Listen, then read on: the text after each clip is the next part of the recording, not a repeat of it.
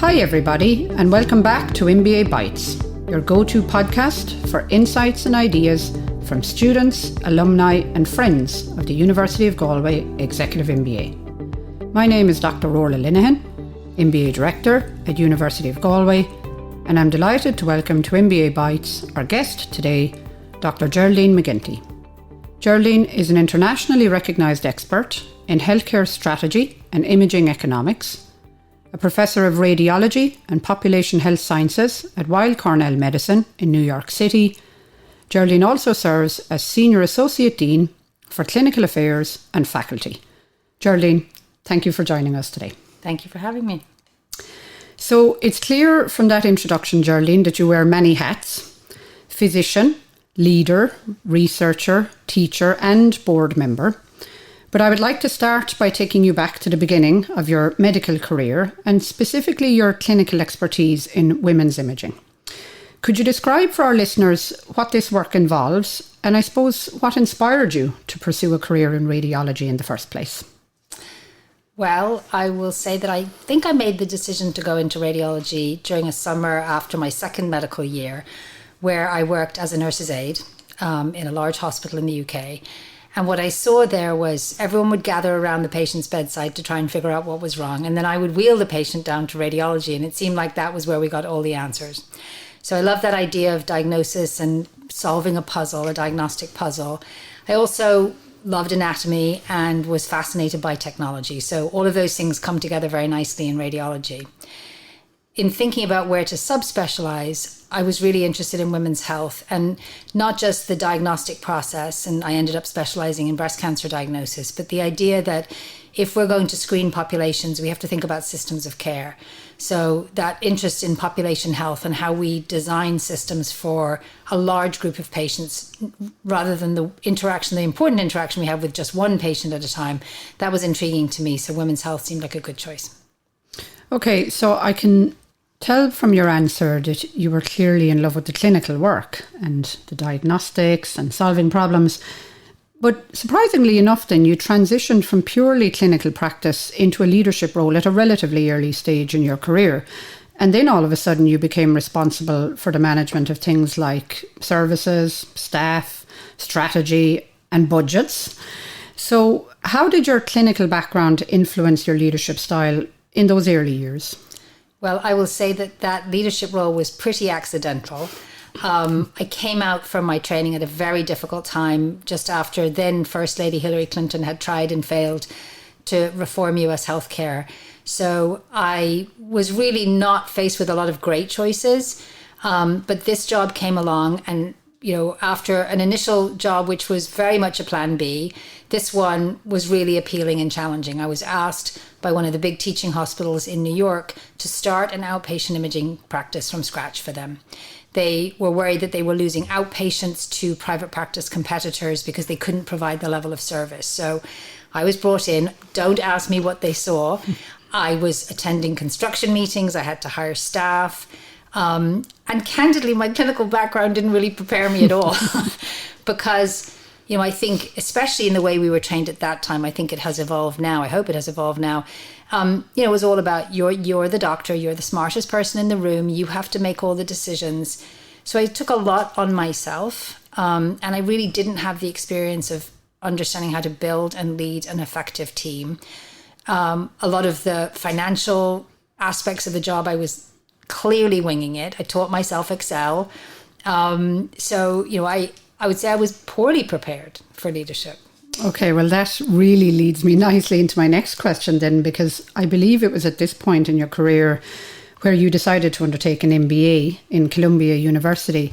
And you've sort of alluded to it already, but I suppose what specifically prompted you to make that decision for pursuing an MBA, and how then did the MBA change your approach to managing healthcare systems? So I had a really terrific boss, my chair, and the administrative lead in our Department of Radiology. She was a Columbia MBA alum. So, in thinking through with me what I needed to do to be more effective in the job, she suggested to my boss that I should pursue an MBA. I jumped at the chance. did all kind of jump through the various hoops. There's an exam that you have to do to go to business school for most colleges still in the US called the GMAT. And I had never done a standardized test in the US, so that required some prep. But I describe my MBA, my executive MBA at Columbia as a real game changer. I learned a completely different language. I learned a completely different way of approaching problems, developing systems, and really the discipline of leading and managing people. And I suppose you obviously now have a very special connection with our executive MBA program here in University of Galway. So you established the McGinty Scholarship for female physicians and allied health professionals in 2020. Can you tell us a little bit more about your motivation in funding that scholarship? So healthcare as a profession is heavily weighted towards females, right? It's often as diverse or more diverse than the population at large. When we get into the highest levels of leadership, however, that's not how it looks at all. So was definitely interested in increasing the diversity of healthcare leadership, but was specifically then thinking about myself coming to the leadership table and maybe not feeling as prepared as I should have been. And for physicians to potentially empower them in a different way to participate. Because if you don't speak the language, if you don't understand how the other people at the table, the administrative leaders, are looking at systems, looking at problems, you're simply not going to be as effective. And I do sometimes see physicians coming to the leadership table and getting quite frustrated because the way in which they've been taught to lead and to function is so different. You have to understand the motivations and the experiences of all the other people at the table. Business school was that for me. So I wanted to make sure that I was empowering the leaders of the future, hopefully here in Ireland, to do the same. Well, you're certainly doing that, and it's 5 years in the running now, and it's great to see that McGinty network growing and expanding year on year. I suppose very much related to those motivations, I know that you've been an active mentor to many female professionals and academics throughout your career. You've also published on this idea of creating an effective mentorship culture. And actually, I particularly like the title of one of your papers, which is Choosing Wisely, Mentors, Sponsors and Your Kitchen Cabinet. So could you maybe elaborate for our listeners on the importance of mentorship for career development? Sure. But I will also then talk about sponsorship because mentorship is critically important. It's the people that will talk to you about that hidden curriculum, the unwritten rules, help you understand where there are opportunities. And I think it's key for every career. But there is some data that women are often over-mentored and under-sponsored. Plenty of people willing to tell us what we should do, but not as many people willing to provide us with the opportunities to actually do that. So, a mentor tells you what you should do, but a sponsor opens the door and gives you the opportunity. I've been very fortunate to have some critically important sponsors throughout my career, actually starting here in Galway with Professor Jimmy Murray, who led the radiology department when I was a medical student.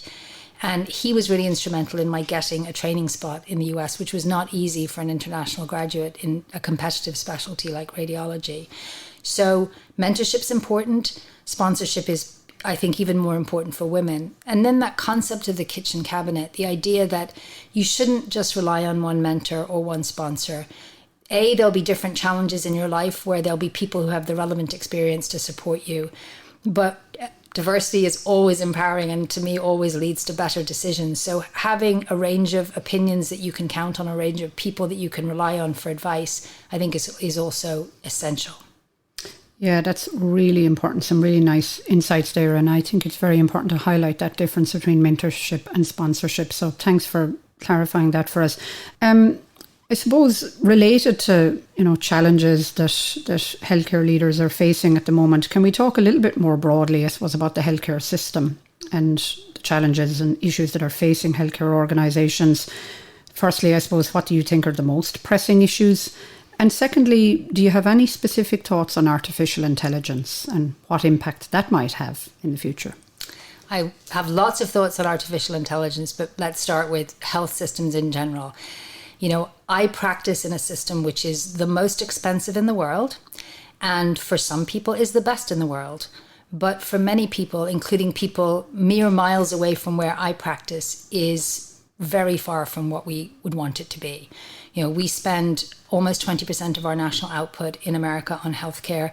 We get results for that are far below those of other developed countries. So I come to that question with a great degree of humility.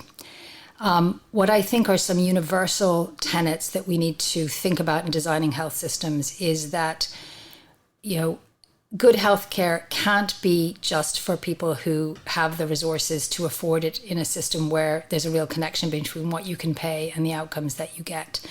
And that's not just because it's a moral imperative. That's because, investing in health, and especially investing in women's health, I will say, leads to greater productivity, leads to, increased productivity gains and output for a country at large.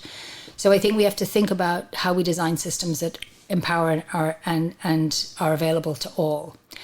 I think that much more than we've ever been willing to do in the past, we have to understand the values and the needs of those we serve. Especially in the US, our healthcare systems have not always done that, and we've left communities behind. I think we're seeing the results of that. We saw it during the COVID pandemic as we were trying to roll out vaccinations, and we're seeing it now with generalized mistrust that exists between the medical profession and the scientific infrastructure in the US and the population we serve. So we have to bring the voices of those we serve to the table. And I could talk about this topic at length. I think we have to shorten the time between scientific research, innovation, and innovations in care. It takes entirely too long for us to go from things that we're discovering in the lab to actually changing care. Which brings me to artificial intelligence. So I'm a radiologist, and in 2015, Nobel laureate Jeff Hinton said, well, we should just stop training radiologists right now because, they're like Wile E. Coyote. They're over the cliff. They're obsolete. They just don't know it yet. And here we are, I guess it was 2016, almost 10 years later. Not only are we not obsolete, but there's a worldwide shortage of radiologists. So with all that you've heard about AI, and especially in a specialty like mine, which to reduce it to its elements is pattern recognition of digital data. Why am I not using AI in my practice every day? It's a combination of things. I think it's that inertia in healthcare systems. I think it's that lack of trust that I talked about, which we're definitely seeing large health systems like mine who are not comfortable sharing data with companies. And I think also it is the fact that we haven't necessarily made the appropriate connection between the people developing algorithms and tools and the people delivering care. We're not necessarily seeing our partners in industry answering the questions or addressing the problems that we need them to. So I think, if we're going to accelerate this, it has to be done in a way that's ethical so we can feel comfortable trusting it. It has to be done in a way that actually addresses the problems that we are trying to solve. And I think we have to find a financial model, unfortunately. We haven't quite gotten there in the US. And yes, these companies have invested billions of dollars. We haven't quite figured out where the value is for us and how we're prepared to pay for it. Overall, it seems that the important thing is to open up the conversation between the medical professionals on the one hand and the technological professionals on the other hand. So similar, I suppose, to many years ago when you were having that initial challenge about leadership and those business concepts and trying to get that married to the medical language. So hopefully we will see improvements in that.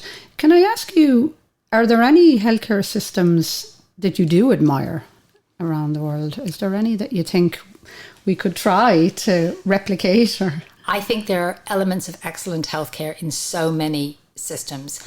I look at the healthcare system here in Ireland, which cares for my family and in which my family works. And I see, the really excellent general practitioner that my mom has, very proactive, all about preventive care. It's walking distance from her home. And I know that it will be much harder for her to access that kind of care in the US. So, primary care was something that was very much emphasized in my training. It's not as popular a choice in the US. So I would take primary care from Ireland. My husband had open heart surgery a couple of years ago at our hospital, and the care that he got was absolutely spectacular. It was the most advanced surgical and nursing care. So I think for high-tech surgical procedures, I think I would put the US up against anyone.